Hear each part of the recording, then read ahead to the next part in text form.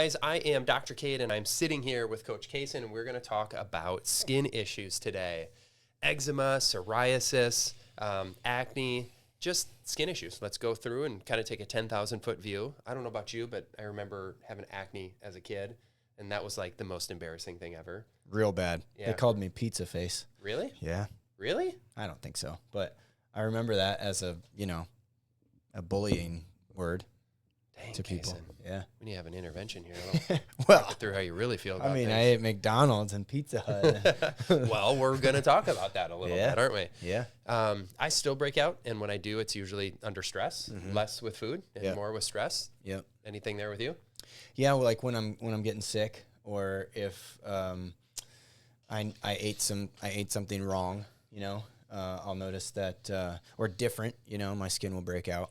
Yeah. Okay, cool. So let's jump into this. And I think probably the best place to start overall is when there is a skin issue, it's like a direct representation of gut health. Yep. Right? Yep. Healthy skin does not start on the outside. Healthy skin starts from the inside out, Yep. right? And Yep. so what's happening on the inside is eventually going to show up and bubble through, right? And so when we say that, typically when there's a history of antibiotic usage, that's a big one, right? Yeah. Other things that could happen are from nutrient deficiencies, high antibiotic usage. And is there anything else that you think really triggers or like a red flag for skin issues? Our diet, our standard American diet, not our diet. I'm not owning that diet, but the diet that the majority of America is eating is 100% causing all the skin issues. Yeah. And if those are the root cause of what's happening, you can never successfully treat skin issues if you're not addressing those. If you're simply putting stuff on it, if you have a really nice and expensive nighttime skin routine, Sure. you're not going to get anywhere. You might potentially minimize the symptoms, right? Yeah. But the root is still going to be there. And when you fail to address the root, when it's one of those things that we just brought up, those problems are going to turn into bigger and bigger things and go beyond the skin, which I think a lot of people are dealing with bigger things too, right? Yeah. Okay, so let's jump into healthy fats, balanced fats, right? Because when people are eating bad fats, that typically seems to be a big thing. So let's pretend, if you, just that alone, right? If you want to focus on getting the proper fats in, what are the best fats to eat? Grass-fed beef has really, really good fat in it. Yep. I love grass-fed organic butter. I think that's amazing fats, and it holds a lot of vitamins A, D, E, and K, which I don't know how deep we're going to go into what makes the skin, but that's a big part of our skin. Love it. Love it. Avocados, coconut oil, coconuts, extra virgin olive oil, olives. What am I missing? I think that's good. I prefer the animal-based fats, right? Yeah. Maybe eggs, pastured eggs, organic eggs, chicken, right? If you can get clean seafood, maybe. That's a hard one, though. Yeah. So if you want to know a little bit more about those fats, go check out our nutrition talk. You'll find it on our YouTube page. Go check that out, and we talk about all that stuff. So let's skip and move on. If you want to jump in deeper, like I said, go there. But how about if you were getting all the best fats in? Your diet is perfect. Yep. There could be other issues that could be coming from your ability to absorb those things. Yep. Why don't you talk a little bit about that? Well, it's about how you're breaking down the fat. So if you're not breaking down, emulsifying the fat properly, you're not going to absorb it. And that all starts with bile. Bile is the first phase of fat breakdown. Then comes the pancreatic function of the digestive enzymes that help to break down fat and other molecules. But if you have stuck bile, fatty liver, maybe you've had your gallbladder taken out, that's all going to affect how you're absorbing fat. Or, another one that nobody talks about is you're stressed all the time. Yeah. You're always worried and fearful, or, that you have so many kids that you don't know what to do, and you're thinking about them all the time. That's going to affect your gut. Just want to see who you're thinking about there. Really? I don't know anybody with a lot of kids, but that's going to affect your gut. Like, so you're not going to have blood to the liver, to the gallbladder, to make the cells function like they should, and bada boom, bada bing. So super interesting. Your head is always in the blood work space. That's who you're seeing. If you were going to say, out of 10 people that you do blood work on and you're checking their gallbladder, how many out of 10 have gallbladder 10. issues? Really? 10. Okay. So what's the youngest age that you've seen gallbladder issues? Younger than 10. I'm I'm trying to think of the single digits for sure. Yeah, four. A 4-year-old had gallbladder issues. Now, disclaimer, there's not a lot of children's studies on blood work. Mm-hmm. So, and in kids' enzymes, which is one of the things we're looking at for fatty liver, tend to be a lot higher. So that's a guesstimation, mm-hmm. But you've seen gallbladder issues in young as 4 so far. Yeah, I mean, it's wild to based think about. on.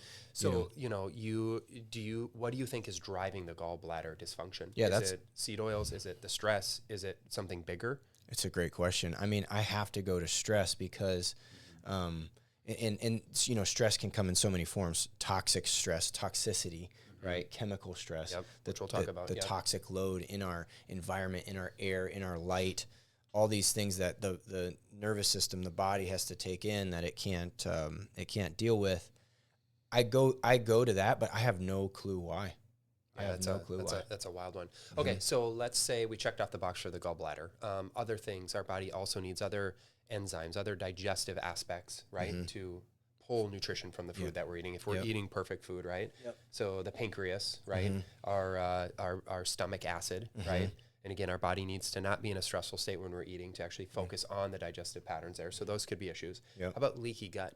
Yeah, 100%.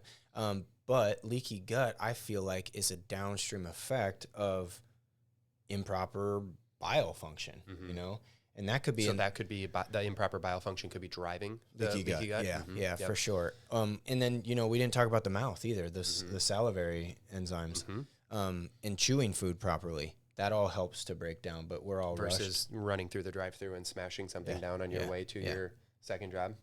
It's so wild. It's so wild. Okay, so say gallbladder's good, say there's no leaky gut, say the digestive enzymes are good, we're eating well. There's a whole nother thing, right? Bacterial imbalances. So many of us have been on multiple rounds of antibiotics in a crisis situation. Thank God that we have access to them, but there is a bigger price to pay. That just wipes the slate clean on all the good stuff. So those bacteria in there for a good reason. Right? They're breaking things down as well. Okay. And then you have antibacterial soap and antibacterial spray and wipes and all these things. You go to a hospital and it's like you got to wear a bubble. And it's so wild. It is also one of the most dangerous places to be because of that, right? Because there isn't a way to check the bad stuff, right? Don't get into the toxic chemicals yet, Kason. We got more to talk about first.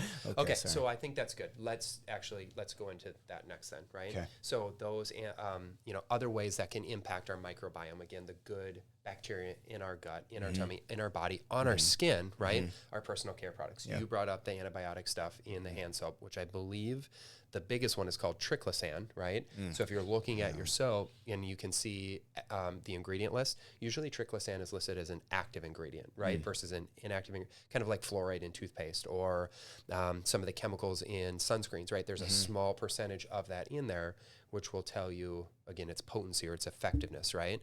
But again, when we use that over and over and over in our hands or in our face or elsewhere in our body, we're killing the good bacteria along with the bad, and we're creating a bigger problem. What other areas are we getting toxic chemicals into the system? Fluoride in toothpaste or water. Roundup, glyphosate. All the cleaners, all the aerosols, like floor cleaners and all that's surface cleaners. It's trying to kill bacteria because we've deemed them as so toxic and bad. And what's the count between cells of us versus cells of bacteria in the body? Do you remember what that number is? I think 10 to 1. The bacteria outnumber us 10 to 1, but I think that's always changing because they're finding more and more and more information. But undoubtedly, everybody widely agrees we are more bacteria than we are ourselves, which is wild to think about. So, the health of those things is really a big factor in the health of us. But we want to kill them. And so we wonder why we're so sick.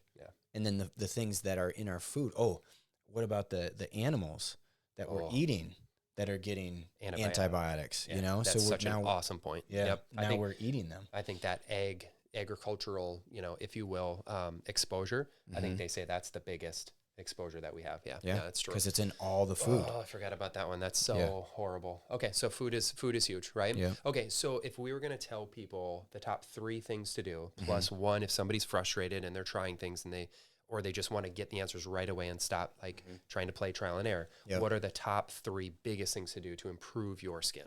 I think diet is number one. Just learning and watching, like Cade mentioned, our nutrition talk. It's a great place to start. But I think a lot of people are starting to understand and wake up to whole food and real food and unadulterated food that God intended us to eat. So, cleaning up the diet, cleaning up the boxes and the bags and the packaged stuff, and eating real, whole, live food. Can I say, if somebody doesn't know where to start on food, one of the things that we always love to say, and shout out to Sean Croxton, would be JERF. Just eat real food. Yeah. You know, so if you're wondering, you know, if what is something you should eat or not eat, just remember that one, JERF, JERF, JERF. Just eat real food. What's the next step other than whole foods? I think probiotics can really help. That's a great place to start. That can be, you know, I've seen it go both ways, where, you know, it can cause problems if you're not using the right probiotic. Or a potent enough probiotic, or potent enough, rotating and getting a diversity of probiotics. And a lot of times when somebody has a overgrowth of bad bacteria and you introduce the good stuff, sometimes there's a die-off of the bad stuff and things temporarily get worse. Don't let that hinder you, right? Especially if you've been on a lot of antibiotics in the past. It's so important to get that balance back. Cool. Toxicity, stopping toxicity. So understanding what is toxic that you're putting in, wearing, you know, that's another form of toxicity, the light spectrum. Yeah, I like that. Okay, so if you've done those things, if you're still frustrated, if you are frustrated and you're just at your wit's end and you want to take a shortcut, I think the absolute best thing to remove the guesswork and get a straight line of what you want is blood work.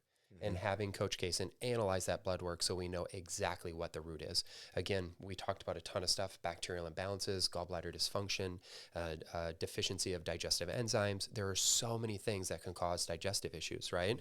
And, you know, whatever name we give it, eczema or psoriasis, acne, you know, dermatitis, there's so many things. And that gut is tied to brain health. It's tied to the immune system. It's tied to everything. And again, a simple panel tells you so stinking much about what's happening everywhere, right? And so if you're one of those people that you just want to get to the root of it, that's the fastest way to do it, right? I mean, I'm biased, but I think so, because it tells us what's going on. It takes the guesswork out of it. You know, even with probiotics, like, I'll have a better idea of what type of probiotic to use, you know, based off of that. And that also has to do with the intake, like how many antibiotics have you been on in your life, and what kind of food are you eating, and all those things. You could spend days, weeks, months, years trying something and completely miss the root cause, right? You know? Yeah. And so that blood work just shortcuts that. So if that's you, we'd love to meet you. I know Coach Kaysen always does a free 15-minute consult, but hopefully we gave you a blessing here today with some of the top things that cause skin issues, regardless of which one that you're dealing with. There's specifics, you know, on each one of those things, of course, and some of the top things to do to help you move in the right direction. So again, I'm Dr. Cade, and this is Coach Kaysen. You can find us online or give us a ring, 239-774-5433. Hope to meet you, and God bless you. God bless.